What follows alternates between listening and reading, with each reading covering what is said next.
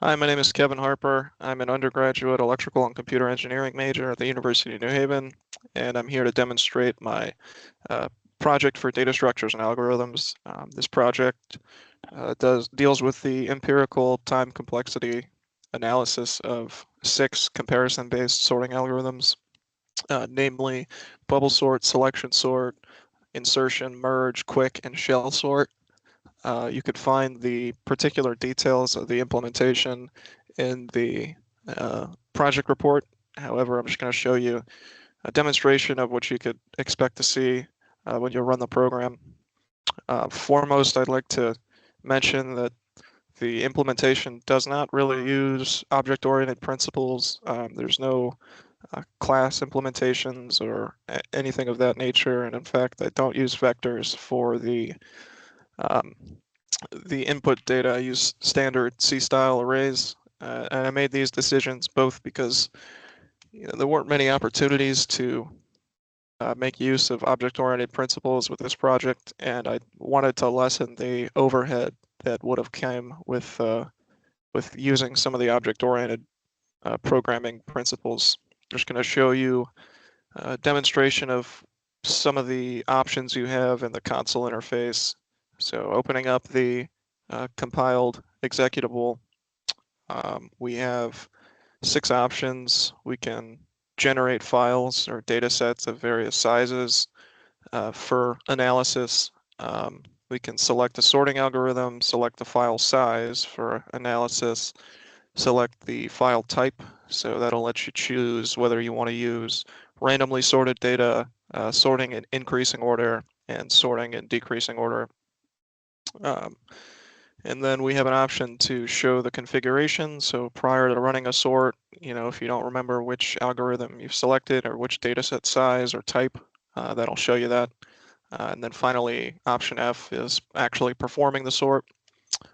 So just to start, I will demonstrate some of the options. So if you go to A, obviously you can generate new file types, and this will try and prevent you from overwriting data to not skew the results with, we obviously want to run the sorting algorithms on the same data for each iteration for direct comparison. Otherwise, it's not really a useful comparison of runtimes. So if I hit F, it'll recognize that the file exists and allow you to choose to or not to overwrite the file. So I'm not going to do that.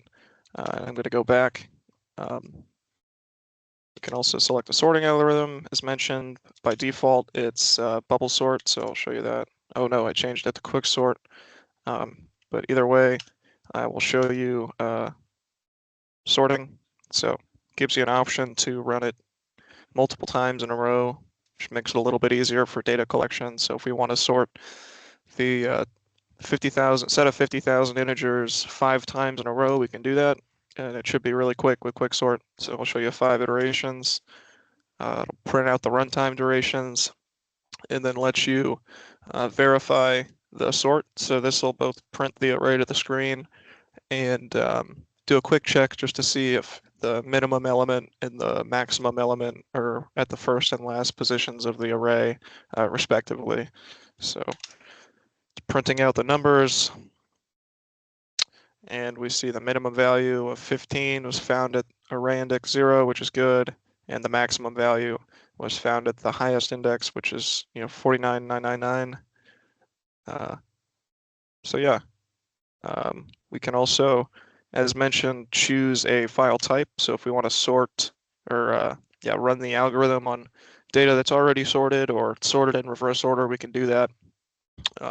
So if you select to use the sorted version of the file, it'll then ask a follow-up question. If you want to use the reverse sorted version, we'll say yes, and then we'll, I guess, run the same algorithm 5 more times, and then we could compare the runtime durations, log the data, and make some pretty Excel plots to show the difference in performance between the different data forms.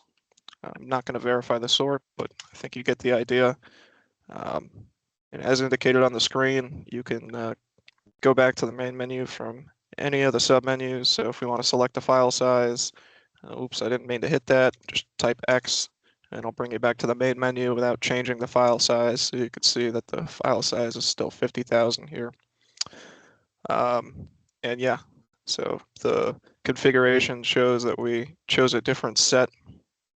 All the data sets are stored in a folder. They're all text files. So you could see set50k.txt, it's just random integers in no particular order. And then we go, what are the sorted files? It's sorted in increasing order all the way down. And same with the reverse sorted. So we start with the largest integer and the smallest index, and it descends from here. So each execution of the algorithm, the file's open, the data is read into a new buffer, and then the data is sorted. And then, as you witnessed, the runtime is printed to the screen. So again, my name is Kevin Harper. I'm an undergraduate electrical computer engineering student at the University of New Haven. And this was just a quick demonstration of my project for data structures and algorithms. Thank you.